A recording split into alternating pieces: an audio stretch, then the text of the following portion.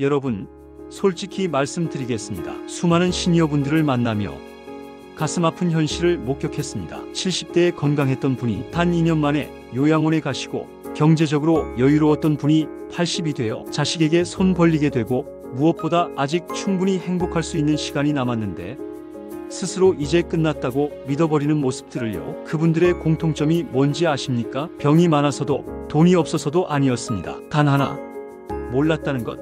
자신이 매일 반복하는 그 행동이 얼마나 위험한지, 어떤 결과를 가져오는지 아무도 정확히 알려주지 않았다는 겁니다. 오늘 이 영상은 그냥 스쳐 지나가는 건강 정보가 아닙니다. 대한노인의학회, 서울대 심리학과, 보건복지부 자료를 토대로 수백 명의 전문가가 입을 모아 경고한 노년을 무너뜨리는 10가지 치명적 습관과 그것을 끊었을 때 일어나는 놀라운 변화를 낱낱이 보여드릴 겁니다. 잠깐 영상 끄지 마세요. 왜 이렇게까지 말씀드리냐면 이 10가지 중 단 3가지만 고쳐도 여러분의 기대 수명이 평균 5년 늘어난다는 하버드 공중보건대학원의 연구 결과가 있기 때문입니다. 5년이면 손주가 대학 가는 거 보는 겁니다. 첫 직장 잡는 거 축하해 주는 겁니다. 더 놀라운 건 85%의 시니어가 이 중 최소 5개 이상을 무의식적으로 하고 계신다는 사실입니다. 지금 이 순간에도요. 그래서 오늘 이 영상은 여러분이 저장하고 메모하고 가족들에게 공유해야 할 내용입니다. 왜냐하면 이건 단순한 정보가 아니라 남은 인생의 질을 결정하는 생존 매뉴얼이니까요. 자, 준비되셨습니까? 그럼 시작하겠습니다. 12. 과도한 약물 의존. 약이 아닐 때 여러분 댁 냉장고 문이나 약상자 열어보세요.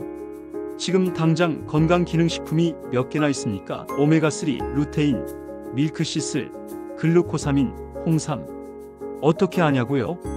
전국 70대 가구 냉장고 평균 보관 건강식품 개수가 7.3개거든요. 문제는 여기서 시작됩니다. 서울대병원 약물안전센터 김연아 교수님이 실제로 밝힌 충격적인 사실이 있습니다. 65세 이상 노인 10명 중 4명이 약물 상호작용 고위험군에 속하며 이 중 절반은 본인이 먹는 약의 정확한 효능조차 모른 채 복용한다는 겁니다. 더 무서운 건 이겁니다. TV에서 혈액순환에 좋다고 하면 은행잎 추출물 사고, 유튜브에서 관절에 좋다고 하면 상어 연골 사고. 그런데 여러분이 이미 복용 중인 혈압약, 당뇨약과 함께 먹으면 안 되는 조합이 수두룩합니다. 실제 사례 하나 말씀드릴게요. 경기도에 사시는 김경식 씨, 73세. 고혈압 약을 20년간 잘 드셨던 분입니다. 그런데 지인 추천으로 혈액순환 건강식품을 드시기 시작했죠. 3개월 후 갑자기 어지러움과 두통이 찾아왔습니다. 병원에서 확인한 결과는 저혈압 쇼크 직전이었습니다. 혈압약과 그 식품이 동시에 작용하면서 혈압이 과도하게 떨어진 거죠. 좋다는 것만 먹었는데 왜 이렇게 됐을까요? 라고 후회하시더랍니다. 답은 간단합니다. 약은 많이 먹는다고 좋은 게 아니라 정확히 먹어야 좋은 겁니다. 대한약사회와 노인의학회가 공동 제안한 시니어 약물관리 3원칙 알려드립니다. 첫째, 약봉지 정리의 기술. 시간대별로 나누는 약 정리함 하나만 있어도 중복 복용 사고가 80% 줄어듭니다. 아침, 점심, 저녁, 자기 전 4칸으로 나누고 일요일부터 토요일까지 매주 일요일 저녁에 정리하세요. 둘째, 3개월마다 약 리스트 점검 이날 만들기. 담당 의사에게 현재 복용 중인 모든 약과 건강식품 목록을 보여주세요. 선생님, 이거 같이 먹어도 되나요? 이 질문 하나가 여러분의 간과 신장을 지킵니다. 셋째, 유튜브 의사는 없습니다. 의학 전문 채널이라도 구독자가 100만이라도 여러분의 병력과 현재 상태를 모르는 사람의 조언은 참고일 뿐 처방이 아닙니다. 기억하세요. 약은 생명을 구하는 도구지만 잘못 쓰면 생명을 위협하는 독이 됩니다. 구이 식사를 거르거나 편식하기. 굶는 것보다 무서운 건 나이 들면 입맛도 없고 배도 안 고픈데 뭘 그렇게 먹어요? 이 말 너무나 자주 듣습니다. 그런데 이게 정말 위험한 착각입니다. 서울아산병원 노년내과 이은주 교수님이 이런 말씀을 하셨습니다. 노인의 식욕 감소는 자연스러운 노화가 아니라 근육 손실과 호르몬 불균형의 신호다. 방치하면 면역력이 급격히 떨어지고 낙상 위험이 3배 증가하며 인지 기능까지 저하됩니다. 특히 단백질 부족은 치명적입니다. 70세 이상 한국 노인의 47%가 하루 권장 단백질 섭취량의 70%도 채우지 못하고 있습니다. 그 결과 근감소증 유병률이 OECD 평균의 2배입니다. 근육은 한번 빠지면 다시 만들기 정말 어렵습니다. 20대 때는 운동 한 달이면 근육이 붙지만 70대는 6개월 걸립니다. 그리고 근육이 없으면 계단 오르기, 화장실 가기, 심지어 침대에서 일어나기조차 힘들어집니다. 한 가지 더 무서운 사실은 편식하시는 분들, 특히 고기는 소화 안 돼서 안 먹어요 하시는 분들 많죠. 그런데 채소만 드시면 비타민 B12 결핍이 옵니다. 이게 무서운 이유는 치매 초기 증상과 거의 동일하게 나타나기 때문입니다. 기억력 감퇴, 우울감, 집중력 저하. 병원 가서 치매 검사 받기 전에 혈액 검사부터 하세요. 가천대 길병원 영양팀이 제안한 시니어 한 끼 황금 비율 알려드립니다. 삼색 3종 한 접시 원칙. 노란색 단백질 달걀 1개 또는 두부 3분의 1모 또는 닭 가슴살 손바닥 크기, 초록색 채소 나물 2가지, 최소 반 공기, 그리고 하얀색 밥 3분의 2 공기. 이걸 하루 2끼만 지켜도 3개월 후 혈액 검사 수치가 확연히 달라집니다. 그리고 하나 더, 소식은 맞지만 결식은 절대 안 됩니다. 적게 먹어도 되는데 걸으면 안 됩니다. 특히 아침 걸으면 점심에 폭식하게 되고 혈당이 급등했다가 급락하면서 어지러움과 피로가 몰려옵니다. 부산에 사시는 이순자 씨, 78세. 매일 아침 색깔 맞추기 게임을 하신답니다. 냉장고를 열고 오늘은 노란색 달걀, 초록색 시금치, 하얀색 밥, 이렇게 색깔 3개를 맞추는 거죠. 이분이 이렇게 드시기 시작한 지 1년 됐는데 지팡이 없이 걸을 수 있게 됐고 복용하던 혈압약도 줄었습니다. 본인이 하신 말씀, 밥상이 달라지니까 몸이 달라지고 몸이 달라지니까 이제 장 보러 가는 게 즐거워요. 식사는 단순히 배를 채우는 행위가 아닙니다. 매일 3번 내 몸에게 생명을 선물하는 시간입니다. 8위, 건강 이상을 방치하기. 참는 게 미덕이 아닐 때. 나이 들면 다 아픈 거지.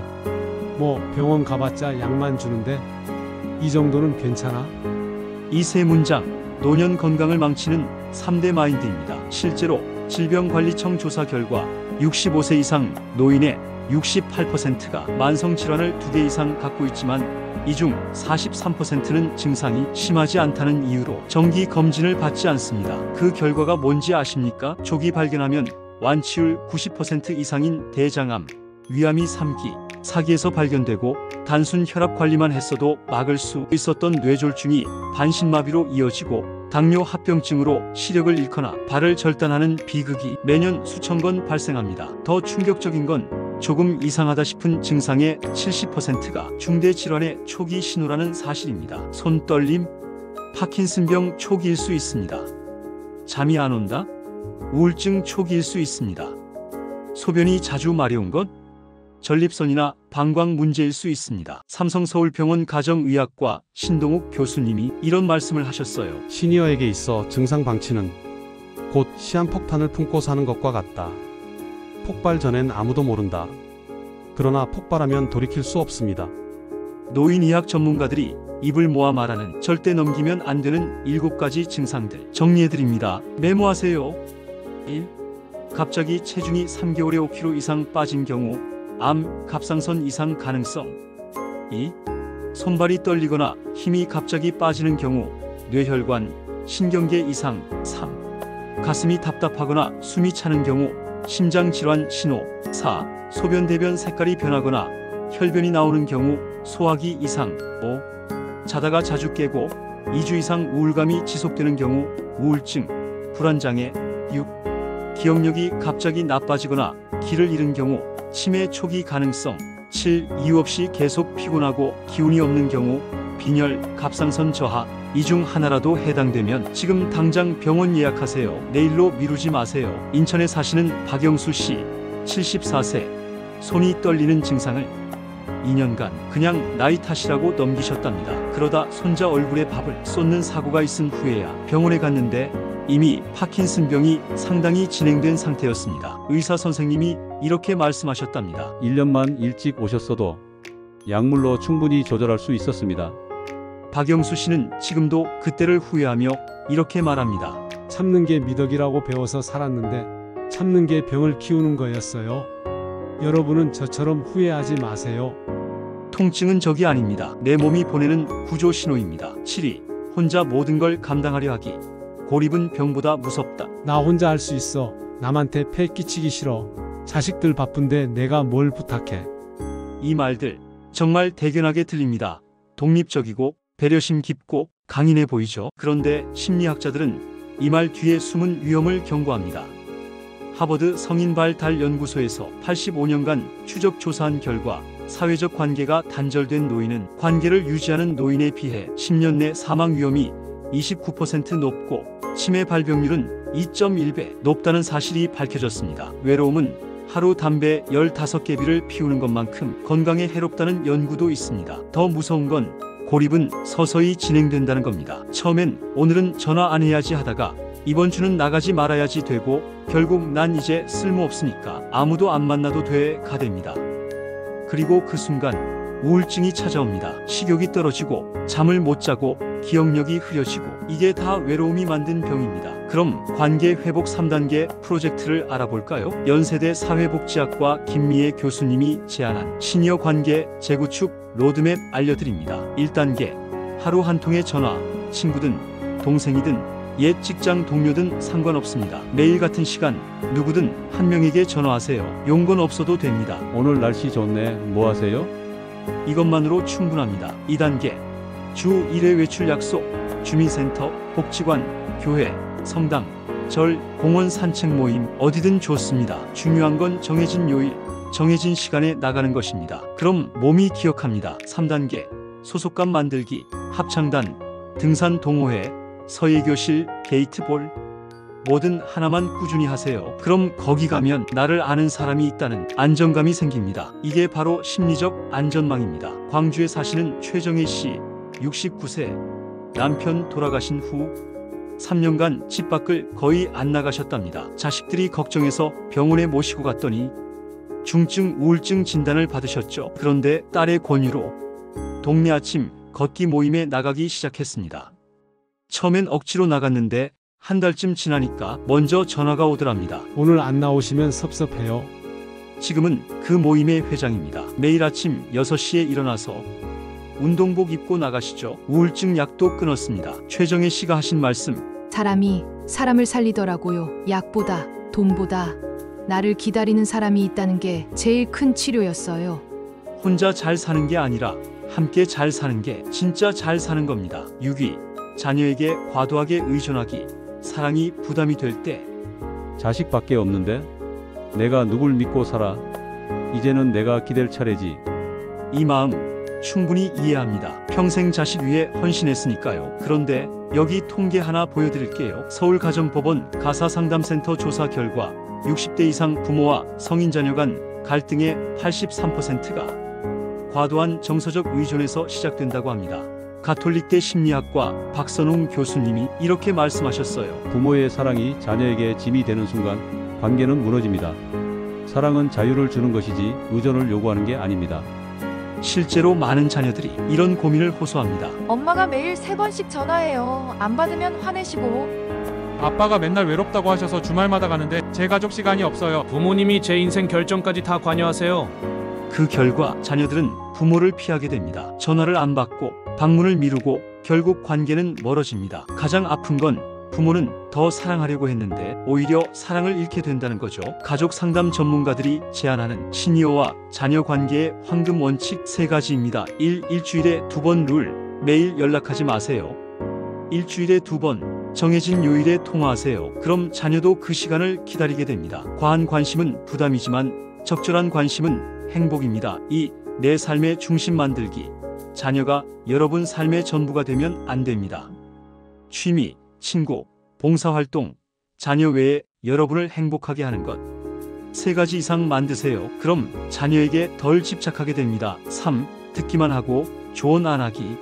이 자녀가 고민 상담하면 해결책 주지 마세요. 그냥 들어주기만 하세요. 그랬구나. 힘들었겠다. 이것만으로 충분합니다. 부모는 해결사가 아니라 안전한 휴식처여야 합니다. 대전에 사시는 김영란 씨 67세 딸에게 하루 5번씩 전화하시다가 결국 엄마, 나 좀 혼자 있고 싶어요. 라는 말을 들으셨답니다. 그날 밤 속상해서 많이 우셨대요. 그 후 상담센터에 가셨고 상담사가 제안했습니다. 본인만의 일주일 시간표를 만들어 보세요. 김영란 씨는 월요일은 복지관 요가, 수요일은 친구들과 영화, 금요일은 손주 돌봐주기, 이렇게 자기 일정을 채워나가셨습니다. 6개월 후 딸에게서 먼저 전화가 왔답니다. 엄마 요즘 왜 전화 안 해? 보고 싶은데. 김영란 씨가 하신 말. 내가 행복해야 자식도 편하더라고요. 내 인생을 찾으니까 자식이 더 가까워졌어요. 부모의 가장 큰 사랑은 자녀를 놓아주는 겁니다. 그래야 자녀가 다시 돌아옵니다. 5위, 노후 계획 없이 즉흥적 소비. 지금 쓴 돈이 미래를 훔친다. 이 정도는 괜찮겠지. 나 죽고 나면 어차피 못 쓰는데. 살아있을 때 좀 누려야지. 맞습니다. 인생 즐기셔야죠. 그런데 여기 무서운 현실 하나 보여드릴게요. 한국은행 자료에 따르면 70대 노인 가구의 평균 저축률은 마이너스 8.7%입니다. 마이너스입니다.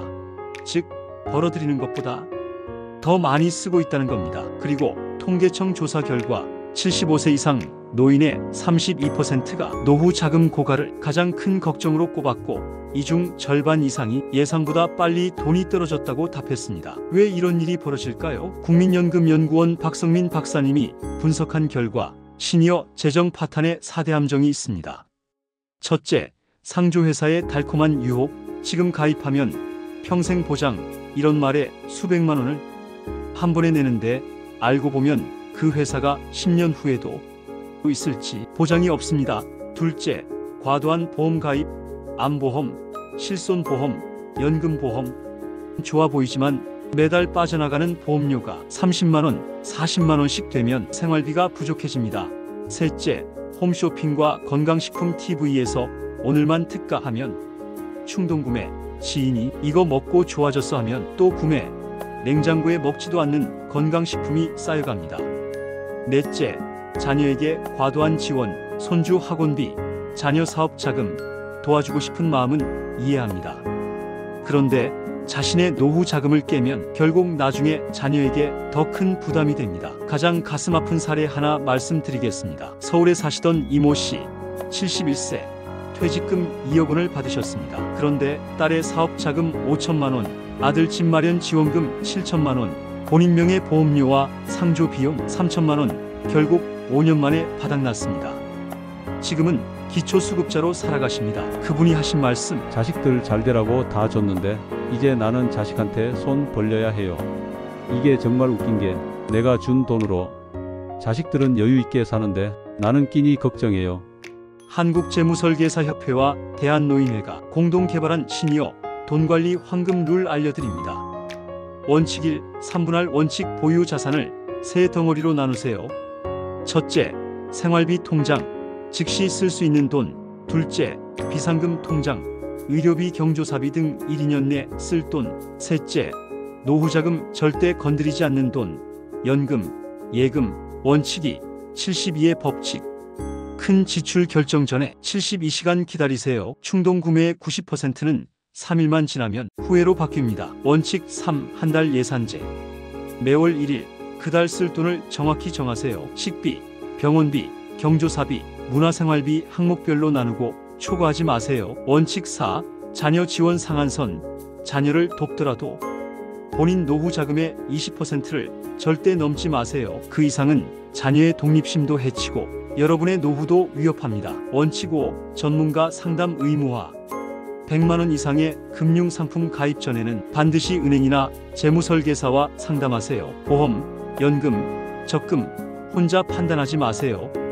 부산에 사시는 정태수 씨, 68세, 홈쇼핑 단골 고객이셨답니다. 한 달에 평균 80만 원을 건강식품과 생활용품에 쓰셨죠. 그러다 통장 잔고가 위험 수준으로 떨어졌고 아들이 재무상담사를 소개해줬습니다. 상담사가 6개월간 지출 내역을 분석한 결과 불필요한 지출이 월 60만 원, 연간 720만 원이었습니다. 먹지도 않는 건강식품이 냉장고에 20개, 쓰지 않는 물건이 창고에 가득. 정태수 씨는 그 후 한 달 예산표를 만들어 냉장고에 붙이고 물건 사기 전에 아들에게 문자로 사진 보내는 습관을 들였습니다. 1년 후 840만 원을 절약했고 그 돈으로 손주들과 제주도 여행을 다녀왔습니다. 정태수 씨의 한마디. 계획 없이 쓰는 돈은 구멍 난 독에 물 붓기예요. 이제는 쓰는 돈마다 기록하고 남는 돈마다 감사해요. 돈이 모이니까 마음이 편해지더라고요. 기억하세요. 지금 쓴 10,000원이 10년 후 100만 원의 안정을 빼앗을 수 있습니다. 4위, 가짜 건강정보 맹신. 정보의 바다에서 익사하는 시니어들. 유튜브에서 봤는데요. 카톡에서 친구가 보내줬는데요. TV에서 연예인이 먹는다고 했는데요. 매일 병원에서 듣는 말입니다. 그리고 의사들이 가장 두려워하는 말이기도 합니다. 왜냐고요? 대한의사협회 조사 결과 만 65세 이상 노인의 78%가 의학적 근거 없는 건강정보를 한 번 이상 믿고 실천했으며 이 중 23%는 실제로 건강 악화를 경험했다고 합니다. 더 무서운 건 가짜 정보가 진짜처럼 포장된다는 겁니다. 무슨대 교수 연구 결과. 실제론 그런 연구 없음. 미국 FDA 승인된 적 없음. 10만 명이 먹고 효과 봤다. 근거 없는 과장. 특히 암 환자들이 이런 정보에 현혹되기 쉽습니다. 이 버섯 먹으면 암세포가 죽는다. 이 해조류가 항암제보다 낫다. 이런 말에 희망을 걸고 정식 치료를 중단하는 분들 정말 많습니다. 서울대병원 종양내과 박 교수님이 실제로 겪은 사례입니다. 폐암 2기 진단받은 70대 환자분이 항암 치료를 시작하려는데 갑자기 치료를 거부하셨답니다. 인터넷에서 찾아보니 양파즙이 암을 낫게 한대요. 항암 치료는 몸만 망친대요. 교수님이 여러 번 설득했지만 듣지 않으셨고 결국 6개월 후 사기로 악화돼서 돌아오셨습니다. 그때는 이미 손 쓸 수 없는 상태였죠. 가짜 정보가 생명을 앗아간 겁니다. 식품의약품안전처와 서울대 의대가 공동 제작한 시니어 건강정보 체크리스트 알려드립니다. 스마트폰에 메모해 두세요. 체크 1. 출처 확인입니다. 의사, 약사, 영양사 등 전문 자격증 보유자인가? 대학병원, 보건복지부, 질병관리청 등 공공기관 정보인가? 그리고 카더라. 누가 그러는 데는 100% 거짓입니다. 체크 2. 과장 표현 경계입니다. 완치, 100% 효과, 기적, 즉시 등의 단어가 들어가면 의심. 실제 의학에서는 이런 단어 절대 안 씀, 개인차 있음, 그리고 보조적 효과 같은 신중한 표현이 정상입니다. 체크 3. 상업적 목적 파악입니다. 정보 마지막에 구매 링크가 있으면 광고, 특정 제품, 병원만 계속 언급하면 협찬, 그리고 진짜 전문가는 제품 팔지 않고 정보만 줍니다. 체크 4. 교차 검증입니다. 한 곳에서만 본 정보는 믿지 말 것. 최소 3곳 이상의 공신력 있는 출처에서 동일한 내용 확인. 그리고 병원 홈페이지, 의협 사이트, 복지부 자료 참고하세요. 체크 5. 의사와 상의입니다. 어떤 정보든 실천 전에 담당 의사에게 보여주기. 이거 해도 되나요? 한마디가 생명을 구합니다.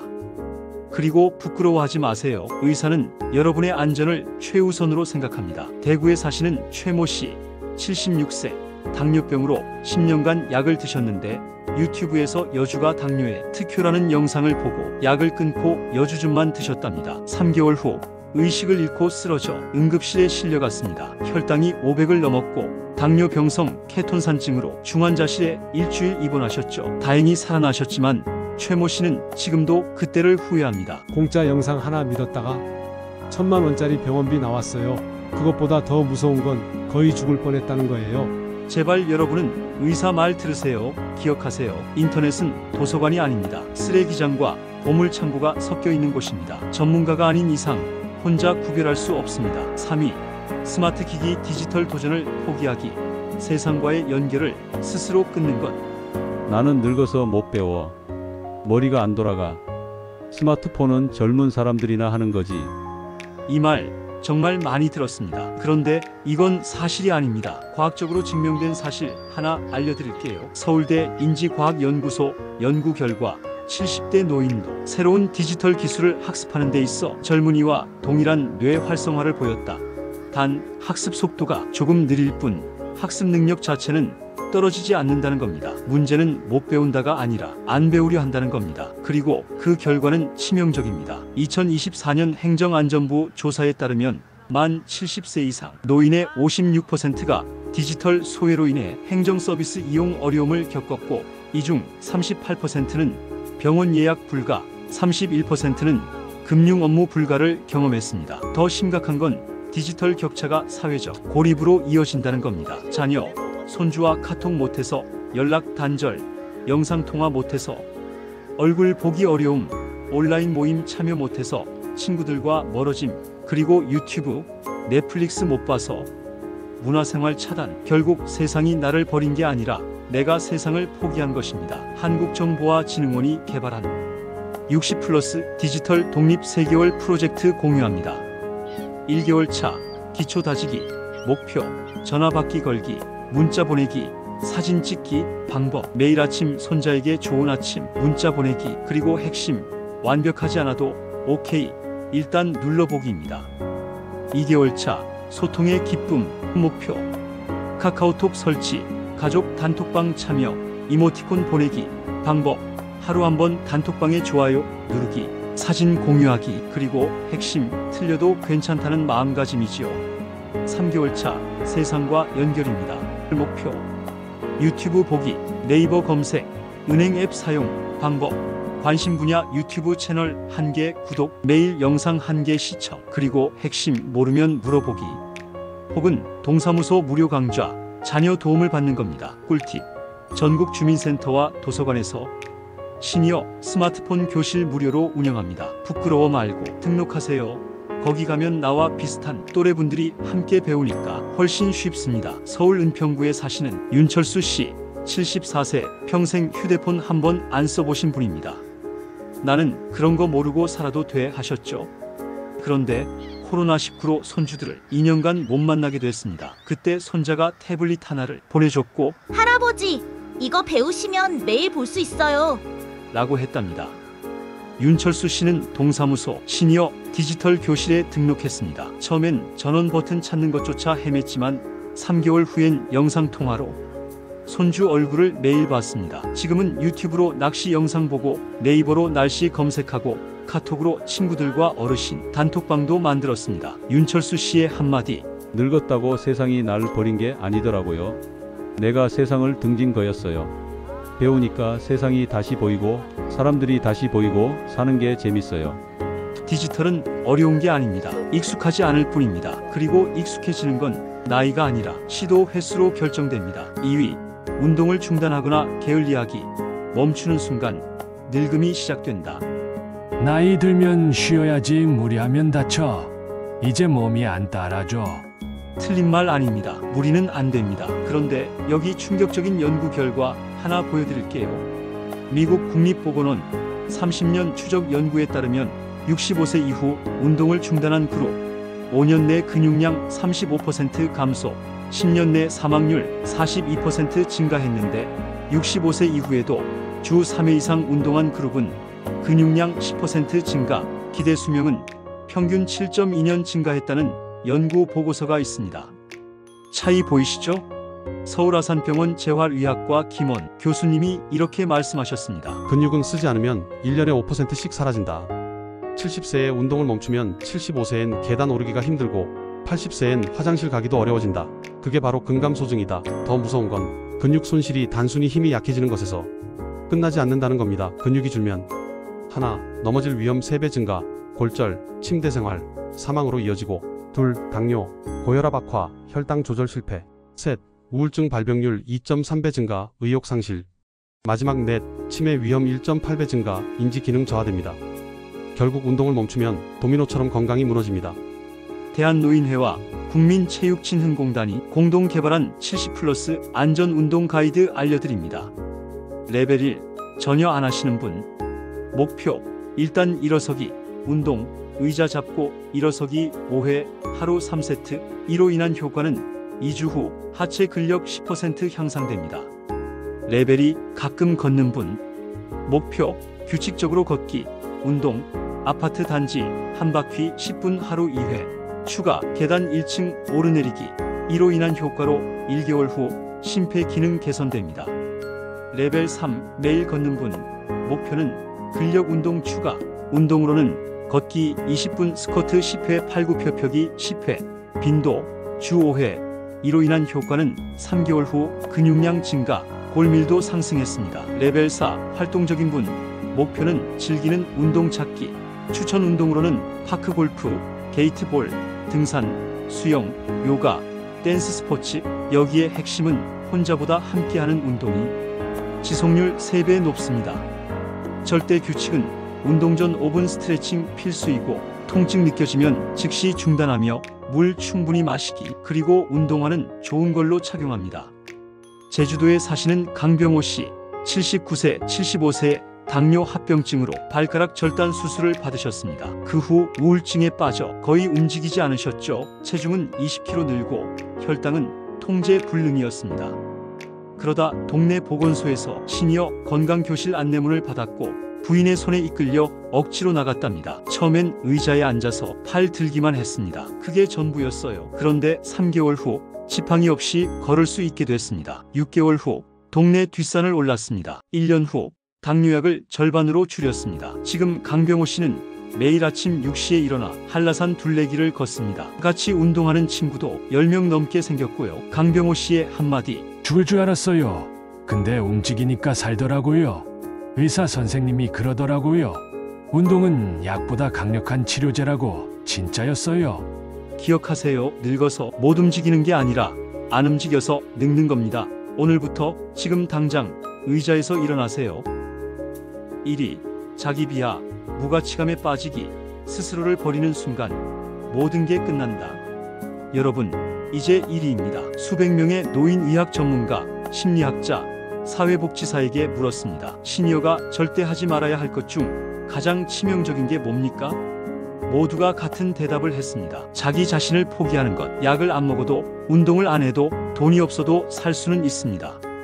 그런데 스스로 나는 이제 끝났다고 믿는 순간 정말로 끝납니다. 서울대학교 심리학과 최인철 교수님의 20년 종단 연구 결과입니다. 자존감이 높은 노인은 자존감이 낮은 노인에 비해 우울증 발병률 64% 낮고 만성질환 진행 속도 40% 느리며 사회활동 참여율 2.3배 높음과 동시에 10년 생존율 37% 높습니다. 똑같은 병을 가져도 똑같은 나이여도 자신을 어떻게 생각하느냐에 따라 인생이 완전히 달라진다는 겁니다. 그런데 우리 사회는 시니어에게 이렇게 말합니다. 이제 쉬세요. 나이 들었으니 당연하죠. 늙은이가 뭘 해요. 그리고 많은 시니어 분들이 그 말을 믿어버립니다. 나는 이제 쓸모없어. 자식들한테 짐이야. 빨리 죽는 게 나아.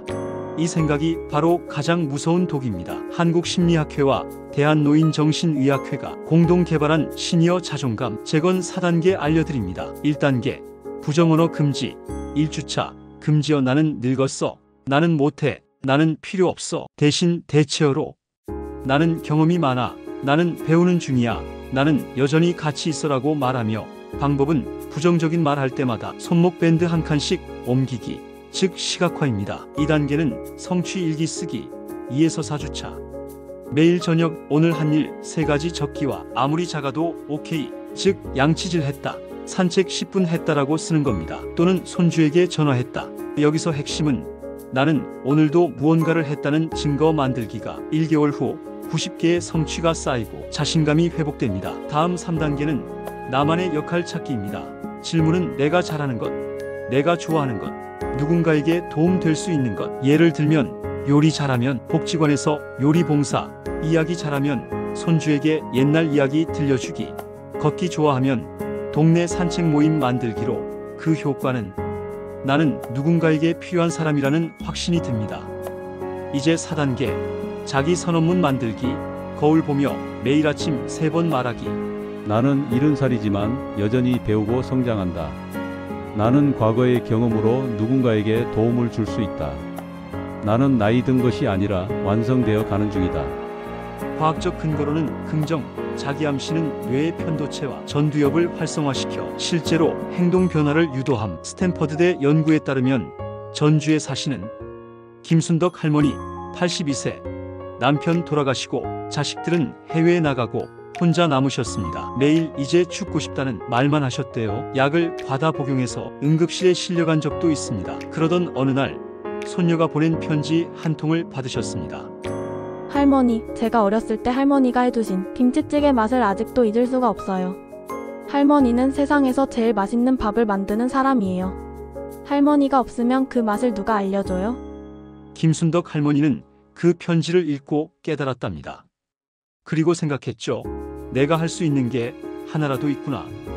그 후 동네 경로당에 김치를 담가 가져갔습니다. 어르신들이 너무 맛있다고 하자 매주 다른 반찬을 만들어 나눴습니다. 그게 입소문이 나서 이제는 순떡이네 밑반찬이라는 작은 가게까지 열었습니다. 82세에 창업하신 겁니다. 수익은 많지 않지만 매일 사람들이 찾아와서 할머니 덕분에 오늘도 맛있게 먹었어요 라고 말합니다. 김순덕 할머니가 하신 말씀, 죽고 싶었던 내가 이제는 내일이 기다려져요. 누군가 나를 필요로 한다는 게 이렇게 큰 힘인 줄 몰랐어요. 나이는 숫자일 뿐이에요. 진짜 나이는 마음에 있더라고요. 지금 김순덕 할머니는 지역 신문에도 소개되고 유튜브 채널도 시작하셨습니다. 구독자 3만 명입니다. 여러분 들으셨죠? 82세에도 새로운 시작이 가능합니다. 74세에도 운동으로 인생이 바뀝니다. 79세에도 디지털을 배울 수 있습니다. 나이는 핑계가 아닙니다. 포기의 이유가 될 수 없습니다. 세계보건기구는 이렇게 정의합니다. 노년은 쇠퇴기가 아니라 재구성기다. 인생의 마지막 장이 아니라 새로운 장의 시작이다. 하버드대 성인발달연구소 로버트 월딩거 교수님이 80년간 연구한 결과 이런 결론을 내렸습니다. 행복한 노년의 비밀은 돈도 명예도 건강도 아니었다. 바로 자기 자신을 사랑하고 계속 성장하려는 마음이었다. 그러니 제발 부탁드립니다. 스스로에게 이렇게 말하지 마세요. 나는 이제 늙었어. 대신 이렇게 말해주세요. 나는 이제 완성되어 가고 있어. 자, 정리하겠습니다. 시니어가 절대 하지 말아야 할 10가지. 12. 과도한 약물 의존. 9위 식사를 거르거나 편식하기. 8위 건강 이상을 방치하기. 7위 혼자 모든 걸 감당하려 하기. 6위 자녀에게 과도하게 의존하기. 5위 노후 계획 없이 즉흥적 소비. 4위 가짜 건강 정보 맹신. 3위 스마트 기기 디지털 도전을 포기하기. 2위 운동을 중단하거나 게을리하기. 1위 자기 비하 무가치감에 빠지기. 이 중 몇 개나 해당되셨나요? 괜찮습니다. 아직 늦지 않았습니다. 오늘이 바로 변화의 첫날이 될 수 있습니다. 지금 이 순간 여러분께 부탁드립니다. 이 영상을 본 것으로 끝내지 마세요. 오늘부터 딱 하나만 바꿔보세요. 매일 아침 거울 보며 나는 여전히 가치 있다 말하기. 오늘 저녁 의자에서 일어나 5분만 걷기. 자녀에게 전화해서 사랑한다 한마디 하기. 복용 중인 약 리스트 정리해서 의사에게 보여주기. 스마트폰 하나만 배워보기. 하나만 바꿔도 됩니다. 그 하나가 2개가 되고 2개가 10개가 되면 1년 후 여러분의 인생은 완전히 달라져 있을 겁니다. 여러분, 이 영상을 만들면서 많은 시니어 분들을 인터뷰했습니다. 그분들이 공통적으로 하신 말씀이 있습니다. 진작 알았더라면 좋았을 텐데. 그래서 이 영상을 만들었습니다. 여러분이 후회하지 않도록, 여러분이 남은 인생을 더 행복하게 살 수 있도록, 여러분이 스스로를 포기하지 않도록. 기억하세요. 나이 드는 건 자연스러운 일이지만 늙는 건 선택의 문제입니다. 몸은 나이를 먹지만 마음은 여러분이 결정하는 겁니다. 70세든 80세든 90세든 오늘이 바로 인생에서 가장 젊은 날입니다. 내일은 오늘보다 하루 더 나이 들지만 오늘 시작하면 내일은 오늘보다 하루 더 나아진 당신을 만날 수 있습니다. 자, 이제 선택은 여러분의 몫입니다. 이 영상을 보고 그렇구나 하고 넘길 건가요? 아니면 오늘부터 나는 바뀐다고 결심하실 건가요? 부디 후자를 선택하시길 바랍니다. 여러분의 남은 인생이 지금까지보다 더 건강하고 더 행복하고 더 의미 있기를 진심으로 기원합니다. 오늘 영상이 도움이 되셨다면 나는 아직 늙지 않았다 또는 오늘부터 시작한다. 이 2 문장 중 하나를 댓글로 남겨주세요. 그리고 친구, 부모님, 이웃 어르신들과 꼭 공유해주세요. 이 영상 하나가 누군가의 인생을 바꿀 수 있습니다. 구독과 좋아요는 더 많은 시니어 분들에게 이 메시지를 전하는 데 큰 힘이 됩니다. 당신은 충분히 가치 있고 여전히 아름답고 앞으로도 빛날 수 있는 사람입니다. 감사합니다.